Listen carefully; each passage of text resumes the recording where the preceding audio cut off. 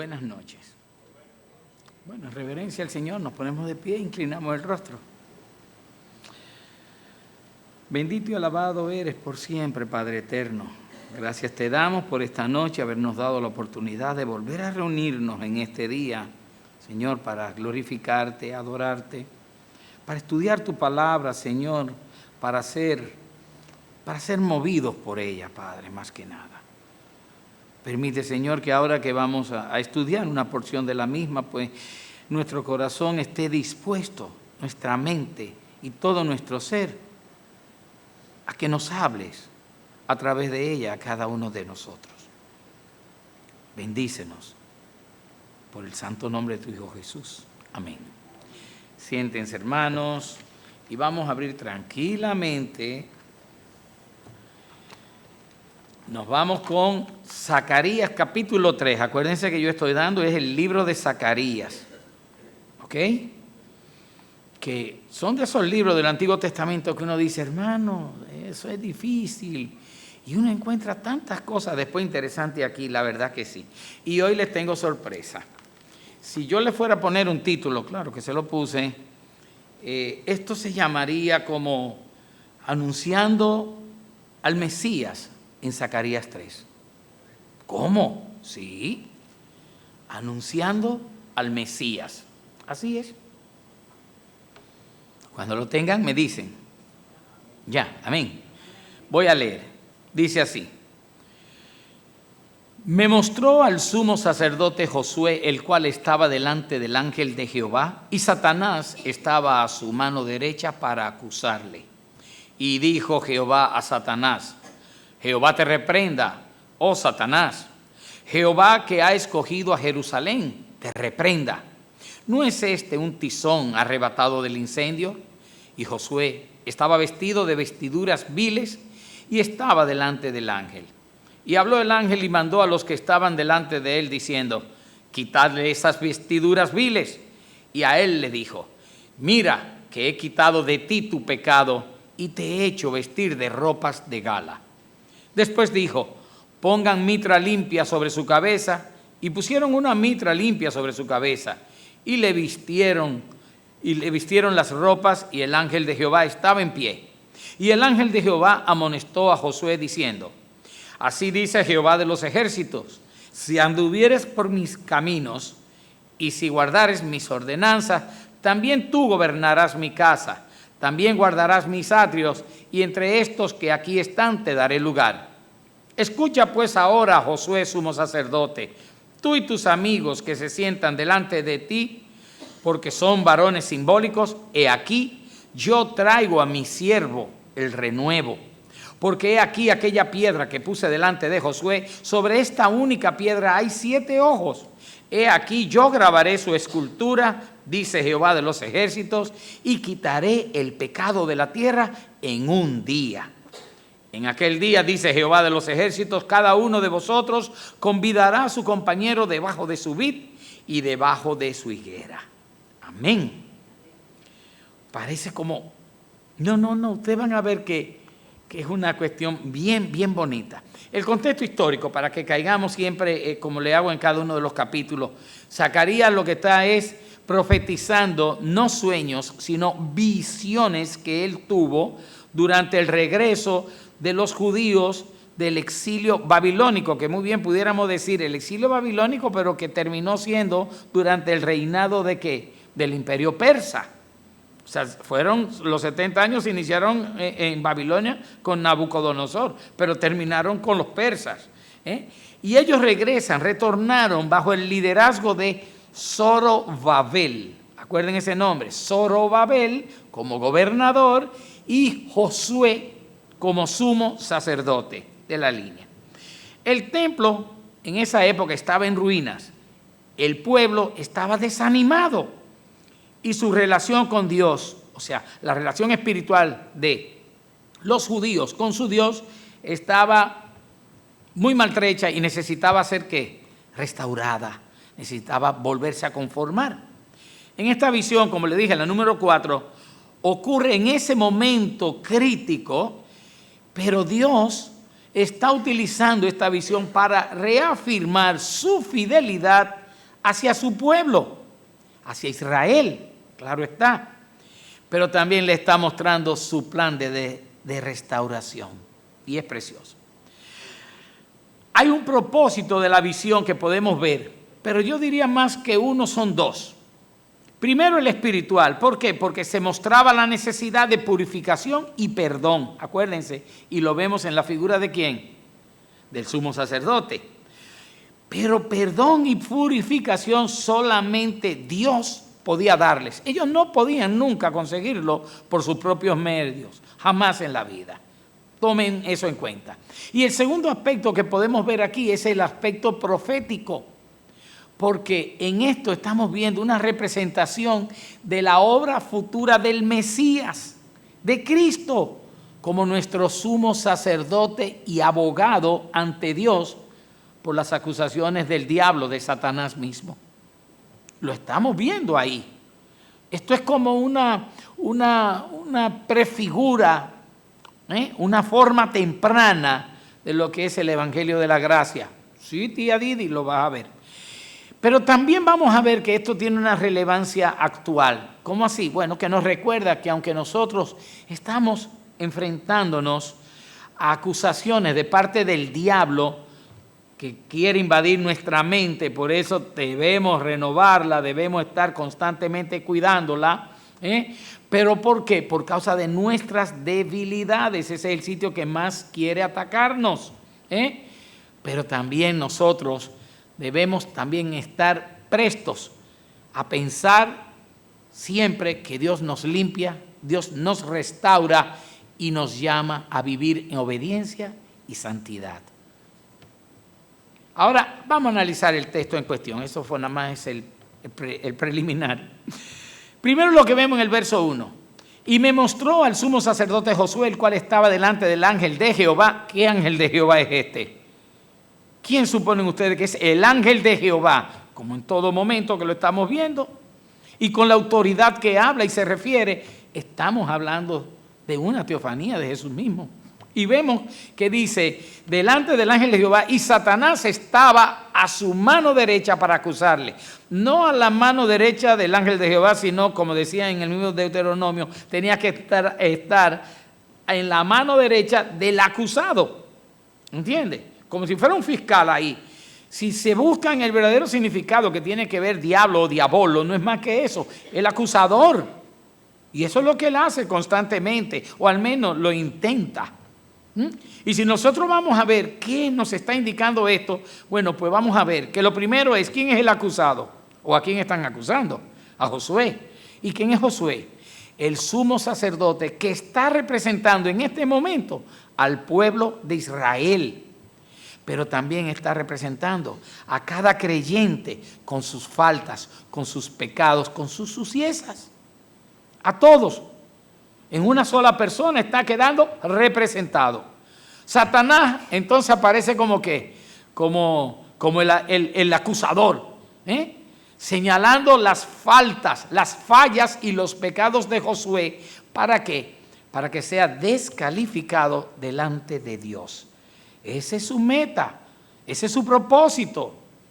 Y esto lo que está reflejando es la batalla espiritual que nosotros constantemente tenemos.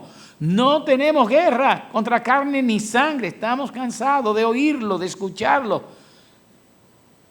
No es contra carne ni sangre. Entiendan. Y es una batalla espiritual, a nivel espiritual. El enemigo busca constantemente debilitarnos y alejarnos de nuestra comunión con Dios. Ese es su propósito y su finalidad. Si lo fuéramos a aplicar, lo que estamos leyendo, a nuestra vida, en esta batalla ocurren tres cosas, en esta batalla espiritual. La primera es que hay acusaciones internas, que son sentimientos de culpa, recuerdo de errores pasados y la constante sensación de que no somos dignos del todo para el Señor. Hay gente que vive con esa pena de que una vez nada. Dice que el Señor tomó mi pecado y lo tiró por la espalda, lo lanzó por detrás y no se acordó más de él. Y yo tengo que mortificarme por un pecado mío. Eso es la acción de Satanás en mi mente, tratando de martillarme una culpa de la cual yo he sido redimido por Jesucristo. Y nada más. Pero a eso llegamos, por eso es el acusador, ¿ok? También vienen, además de las acusaciones internas, las externas. A esas sí estamos diario expuestos casi todos nosotros, que son las críticas de otros que buscan desanimarnos. Eso es lo que buscan. ¿Quiénes son? Los agentes del diablo. Salga a la calle y empiece por ahí a ver. El mundo está lleno de ellos. Son muchos, muchísimos. ¿De quién? El Dios de este siglo y quienes están a su servicio, sus huestes de maldad. Pero también hay otro punto, y es que nos encontramos con una promesa del Señor, que aunque Satanás nos acuse, Dios es nuestro defensor, como vimos que sale en defensa de ¿quién? De Josué, el sumo sacerdote. Por ejemplo, un creyente que está luchando contra su pecado pasado, solamente tiene que recordar que Jesús ya pagó una vez y para siempre por todos sus pecados en la cruz, que nos redimió, nos separó, nos santificó. Eso es lo que hay que recordar, siempre. Por tanto, la culpa y el desánimo no tienen lugar, no tienen cabida en la vida de los cristianos, por cuanto entendemos que Jesucristo intercede delante del Padre por cada uno de nosotros en todo momento. No podemos sentirnos desanimados, rendidos, sino triunfantes en Cristo. Recordemos que en Apocalipsis 12:10 dice claramente qué es lo que hace este señor. Satanás es llamado ahí el acusador de nuestros hermanos. Eso es lo que es. Bueno, sigamos con el siguiente verso.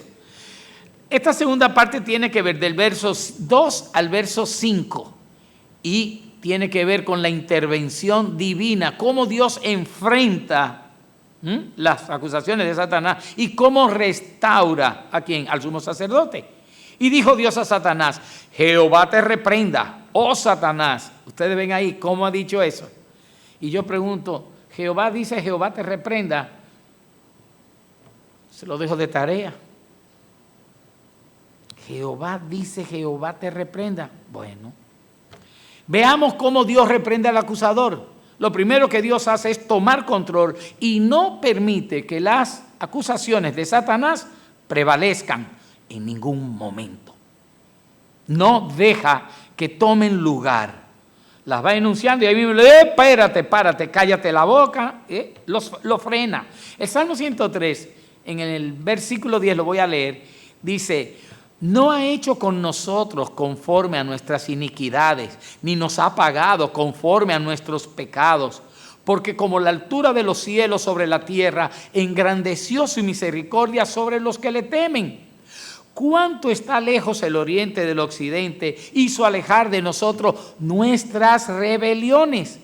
Como el Padre se compadece de los hijos, se compadece Jehová de los que le temen, porque Él conoce nuestra condición, se acuerda de que somos polvo, somos débiles, somos carne de pecado.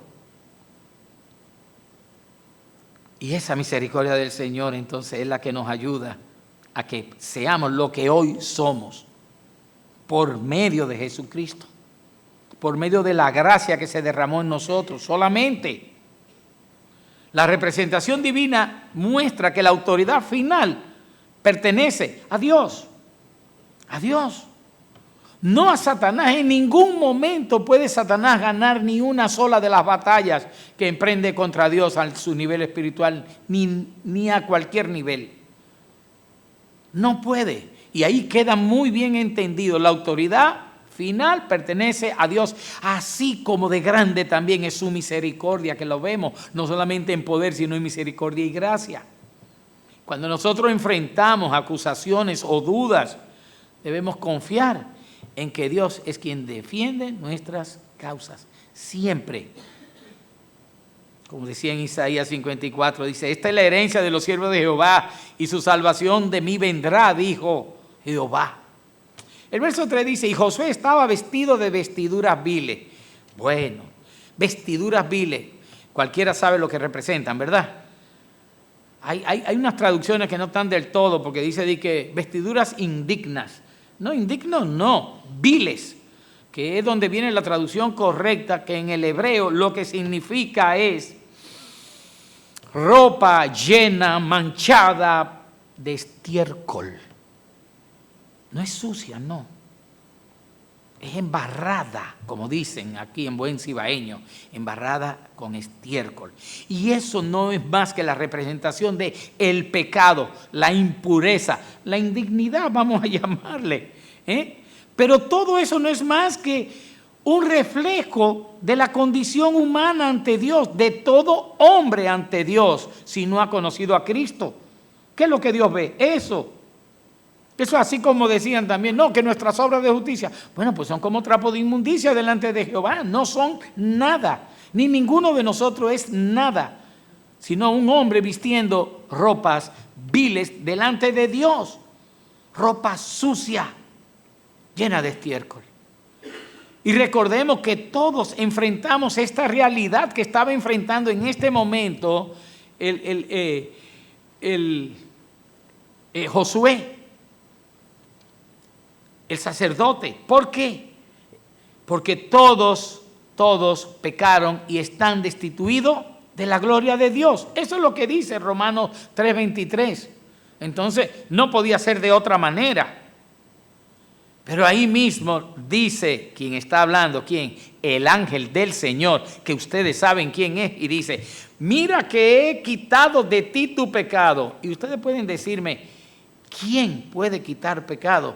Sino solamente Jehová, como dice en uno de los salmos, contra ti he pecado y solo contra ti, oh Jehová, porque el pecado es contra Dios.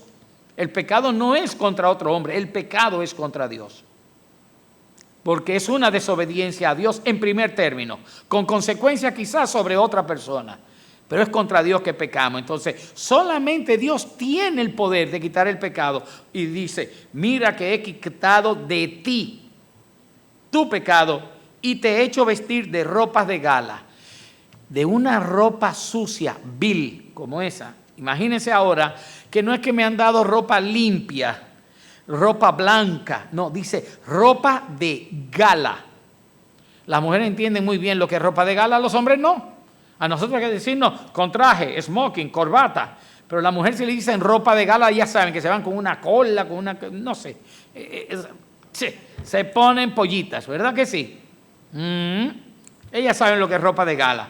Entonces, Dios es quien quita las vestiduras sucias y viste a Josué, el sumo sacerdote, con ropa limpia, pero no cualquier ropa, sino con ropa de gala. Y esto es un claro simbolismo ¿de qué? De la justificación por la gracia. Porque yo he quitado de ti tu pecado. ¿Fue por algo que hiciera él? No. Fue porque Dios quiso y lo apartó. Sencillamente, no es más que una figura temprana del Evangelio de la Gracia, en el cual Jesús nos limpia de todo pecado a través de su sacrificio. Como dice en 1 Juan 1:9, dice, si confesáramos nuestros pecados, Él es fiel y justo para perdonar nuestros pecados y limpiarnos de toda maldad. Esa limpieza no ocurre por la intervención nuestra ni por nuestras buenas obras. Más aún, es un cambio radical, es un cambio total. Dios no solo nos limpia, sino que también nos reviste de su justicia. ¿Por qué? Porque nosotros no tenemos nuestra, ni dónde conseguirla. O sea, es Dios quien tiene que hacer toda la obra en nosotros. Segunda de Corintios 5:21 dice, al que no conoció pecado por nosotros, lo hizo pecado, para que nosotros fuésemos hecho justicia de Dios en él. O sea que el Evangelio, pero el Evangelio tantos cientos de años atrás, por amor de Dios, sí, desde un principio está el Evangelio, desde que dice que se va a enfrentar contra la serpiente, que le pisará la cabeza, esta le herirá el calcañar, todo eso es el Evangelio. Dios nos hace una nueva creación en Cristo Jesús, nos viste de gala. ¿Para qué? Para que podamos presentarnos delante del Rey. Porque es Cristo quien viene y hace la paz. Ese sumo sacerdote, y le voy a explicar hoy mismo, diosidencia, estaban hablando de la orden de Melquisedec. Pues claro, sí. ¿Por qué? Porque Melquisedec era ¿qué? Sacerdote y a la vez era rey. Pues aquí vamos a ver una figura parecida al final. Sacerdote y rey. ¿Quién? De la orden de Melquisedec. ¿Quién? Jesucristo. No hay otro. A nadie le pinta que no fuese a él. Más adelante dice, ¿no es este un tizón arrebatado del incendio? Imagínense una casita de madera que se quemó todo totalmente. Lo que queda son como el carbón y esos pedazos de madera rojo incandescente. Y dice él eso mismo, arrebatado, sacado de afuera del incendio. ¿Para qué? Para que no se termine de consumir, de quemar. En esta parte del versículo, el ángel del Señor le dice a Satanás que el Señor lo reprende y que el hombre es como un carbón encendido que ha sido sacado de entre las brasas de un incendio. Sacado para que no fuese totalmente consumido por las llamas. Es una metáfora, pero bastante clara, de la condena que pesa sobre todo hombre si no hubiese muerto Jesucristo por nosotros. ¿Dónde sería nuestra eternidad? ¿Dónde estaría nuestro futuro si no en la condenación eterna? Quemarnos por toda la eternidad. Eso es todo lo que habría pasado. El verso 5 dice, y pusieron mitra limpia sobre su cabeza. Miren, la mitra era como una cinta aquí, que era parte de las vestiduras del sumo sacerdote, era sobre la frente que se ponía, y tenía una placa de oro con la frase santidad a Jehová, que indicaba el grado que se le debía de llevar, que todo cuanto hiciese ese sumo sacerdote fuese como en santidad a Dios. La mitra significaba o simbolizaba la dignidad y la restauración del sacerdocio. Por eso se le está entregando una mitra nueva, un nuevo sacerdocio casi. No me atrevo a decirlo de así, pero está restaurando a Josué para el sacerdocio. Esto confirma que Josué es nuevamente aceptado, ¿para qué? Para servir a Dios. Porque no solamente fue que le puso las ropas de gala, sino que la mitra era para el sumo sacerdote estar en el oficio delante de Dios. En esto podemos ver que la restauración espiritual no solo implica perdón. Repito, la restauración espiritual no solamente implica perdón, sino también una nueva oportunidad de servir y vivir para Dios. Eso es importante. ¿Cómo que yo he sido perdonado y no puedo dedicar mi vida a lo que el Señor quiere? Que no puedo servirle a Dios. Que sigo viviendo como... No puedo. Porque cuando Pablo habla y dice, y esto erais algunos de vosotros antes. Homicidas, ladrones, etcétera. Todo eso. Entonces, cuando uno conoce a Cristo y es perdonado, es apartado para Dios. Entonces, ¿qué tenemos que hacer si no más que servirle y vivir para Él? Eso es una responsabilidad y la estamos viendo claro. Versos 6 y 7 dice, aunque es Dios, si anduvieres en mis caminos y guardares mi ordenanza, o sea, lo que yo te ordeno, andar en los caminos es transitar, caminar según la forma en que yo lo he dictado. Es vivir de acuerdo a como Dios nos dice que lo hagamos. Y Dios va a actuar siempre en misericordia, siempre. Pero aquí en este caso estamos viendo que además de la misericordia y la gracia que tiene con el sumo sacerdote Josué, hay la obediencia como respuesta al perdón.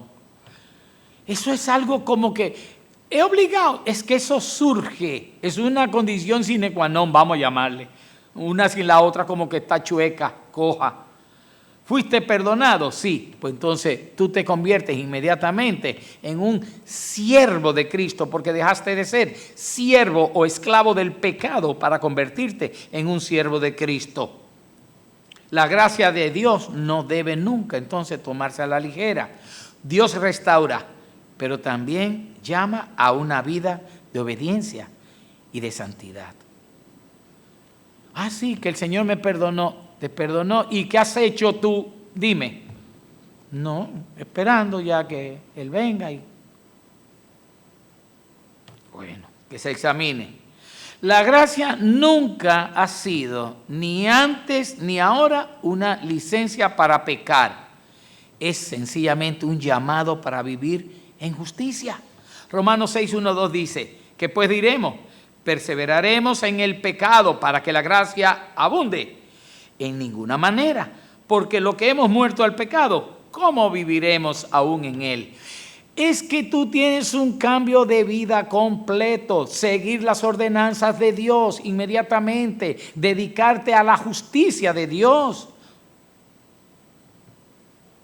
Y esa obediencia a la que nos está llamando sería como guardando sus ordenanzas. Juan 8:31. Dijo entonces Jesús a los judíos que habían creído en Él: si vosotros permaneciereis en mi palabra, seréis verdaderamente mis discípulos. Pero ¿y si no permanecía en las palabras de Jesús? ¿Qué eran? No eran verdaderamente sus discípulos. Podían denominarse, autodenominarse ellos mismos. Yo soy discípulo de Cristo. Como muchos que, Señor, Señor. En aquel día vendrán muchos donde mí y me dirán, Señor, Señor, en tu nombre. ¿Qué es lo que le dice al final?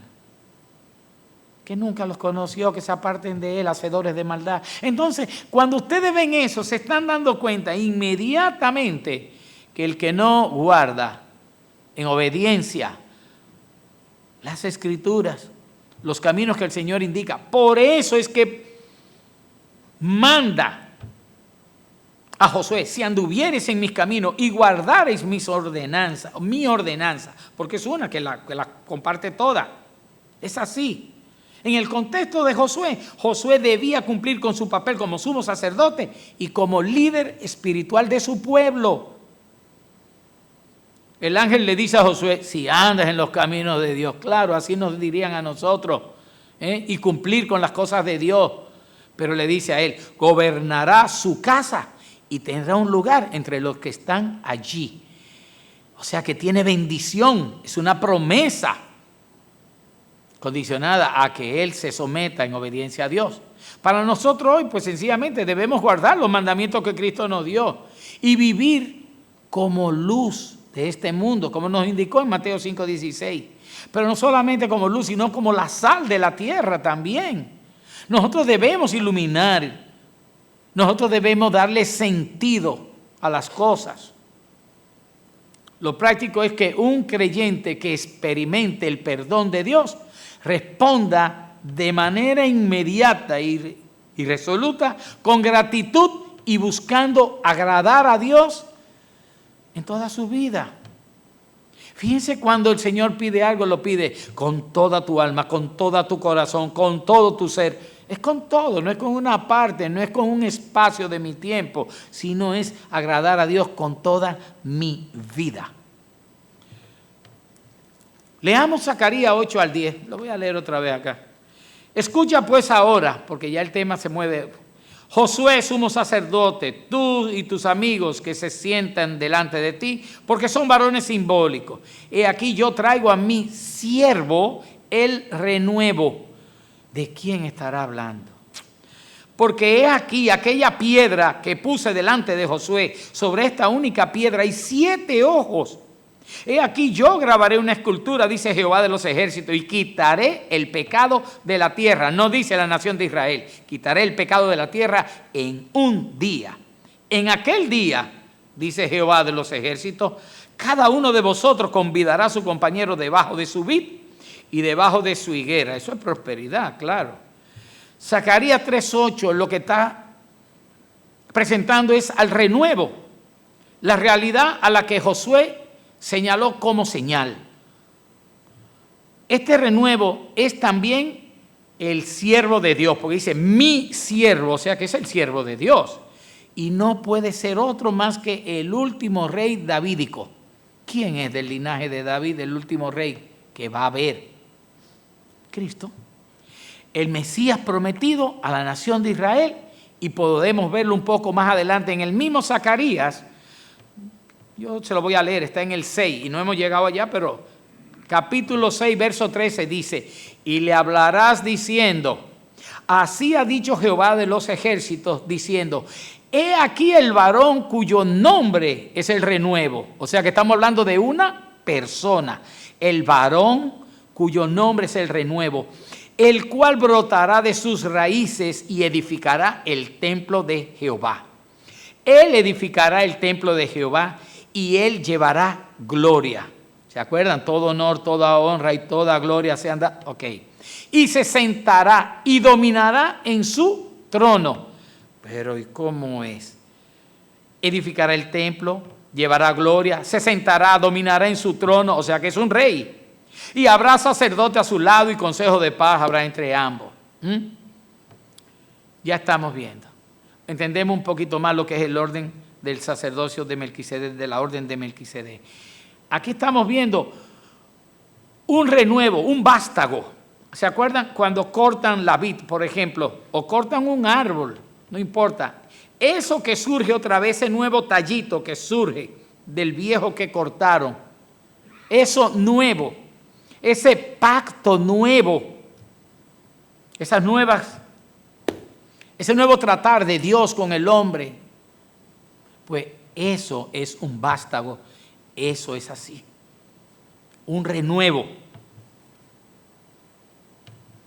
La piedra es una metáfora, Cristo es la roca, la piedra, dando lo sólido, lo fuerte, y hace solamente referencia al Mesías, ya que describe de una manera especial y sobrenatural el número 7.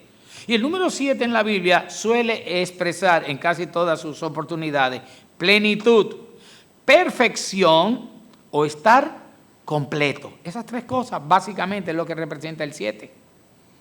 Los múltiples ojos entonces se están refiriendo al conocimiento, es decir, a la omnisciencia de Dios. Como detalle interesante, y eso lo pueden después verificar en su Biblia, estos momentos también pueden aparecer históricamente en otro lugar. Por ejemplo, en Esdras, capítulo 5, verso 2, yo leo, entonces se levantaron Zorobabel. ¿Quién es Zorobabel? Lo leímos ahorita, ¿verdad?